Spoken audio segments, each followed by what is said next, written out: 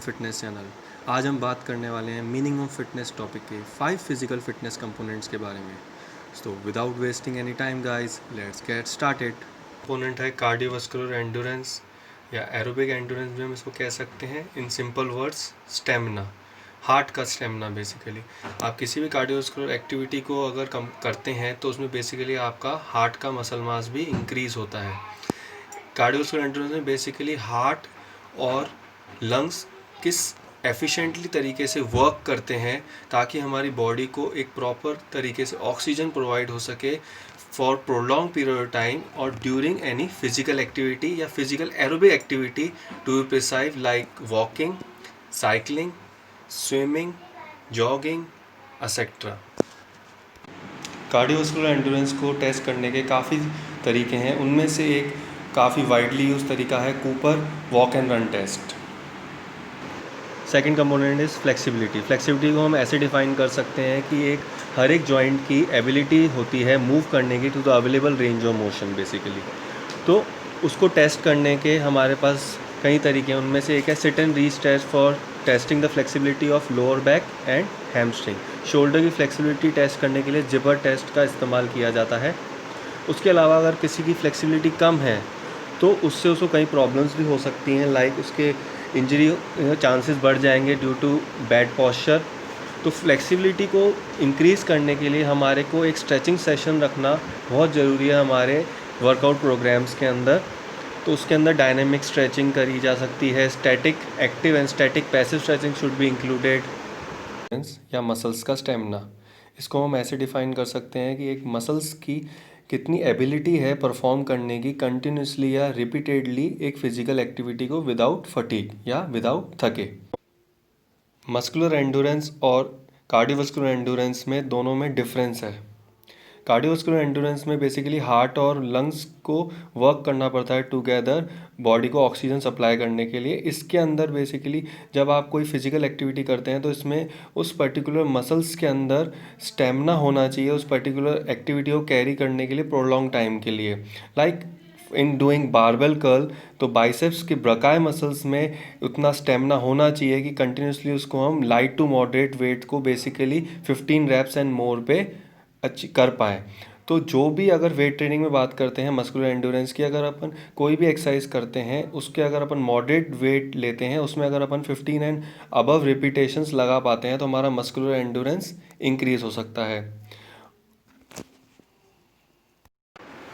Upper body muscular endurance हम pushup test से भी कर सकते हैं and lower body muscular endurance को हम स्क्वाट होल्ड से भी एक्सेस कर सकते हैं, क्योंकि ज़रूरी नहीं है कि सिर्फ डायनेमिक कॉन्ट्रैक्शन से ही हम अपर बॉडी या लोअर बॉडी का मस्कुलर एंड्योरेंस या मसल्स का स्टेमिना एक्सेस करें। हम स्टैटिक कॉन्ट्रैक्शंस या आइसोमेट्रिक कॉन्ट्रैक्शंस वाली पोजीशन से भी हम मसल्स का स्टेमिना जज कर सकते हैं या टेस्ट कर सकते हैं, जिसमें स्क्वाट होल्ड एक काफ़ी कारगर मूवमेंट सिद्ध हो सकता है। Fourth component is muscular strength. जैसा वर्ड कहता है वैसा ही इसका मीनिंग है। मस्कुलर स्ट्रेंथ मीन्स हमारे मसल्स में कितनी एबिलिटी है किसी रेजिस्टेंस या वेट को पुश करने की एक बार 1 रैप मैक्स, बेसिकली 1 RM जिसको हम कहते हैं, एक कंप्लीट एफर्ट लगा देना किसी एक पर्टिकुलर मूवमेंट को कंप्लीट करने के लिए, इतनी ताकत लगा देना ताकि हम सिर्फ उसको एक बार लिफ्ट कर सकें या उस पर्टिकुलर ऑब्जेक्ट को मूव कर सकें। That's called basically muscular strength. इसको टेस्ट करने के अपर बॉडी को टेस्ट मस्कुलर स्ट्रेंथ को टेस्ट करने के लिए हम जिम्स में basically barbell bench press use करते हैं एंड अगर लोअर बॉडी का मस्कुलर स्ट्रेंथ एक्सेस करना है तो उसका 1 RM टेस्ट करते हैं हम स्क्वाट से या 45 डिग्री लेग प्रेसेस से। Body composition, it can be defined as ideal ratio of fat versus lean body mass in the body. तो बात करते हैं कि एक हेल्दी मैन और वुमेन को एज अनुसार उनकी बॉडी में कितना फैट परसेंटेज होना चाहिए जिसकी वो हेल्दी की कैटेगरी में आ सकें और ओबेसिटी की कैटेगरी में ना हो। तो बात करते हैं सबसे पहले मैन की। अगर उनकी एज 18 और 39 के बीच में है तो उनका फैट परसेंटेज 8 और 19% इस आइडियल कहलाएगा। अगर उनकी एज 40 और 59 के बीच में है तो उनका हेल्दी फैट परसेंटेज 11 to 21% होना चाहिए। और अगर 60-79 एज ग्रुप के मेन हैं तो उनका फैट परसेंटेज 13 to 24 होना चाहिए। वहीं वुमेंस पे बात करते हैं, 18 to 39 एज में 21 to 32% is ideal, 40 to 59 age में 23 to 33 is ideal, and 60 to 79 age में 24 to 35 इज़ आइडियल। कई ऐसे बॉडी कंपोजिशन मेथड्स हैं जिनसे हमें पता लग पाता है हमारी बॉडी में कितना फ़ैट परसेंटेज है।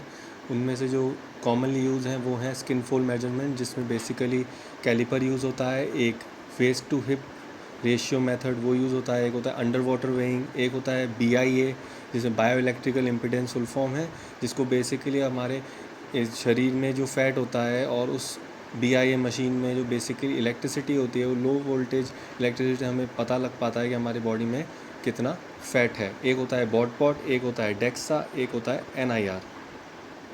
आज के इस वीडियो में इतना ही। अगले वीडियो में बात करेंगे पार्ट 3 मीनिंग ऑफ फिटनेस में स्किल रिलेटेड फिटनेस कंपोनेंट्स में, जिसमें agility, speed, coordination, balance and so on 6 total components पे अपन ब्रीफली डिस्कस करेंगे। Till then guys, stay strong and keep watching DM Fitness.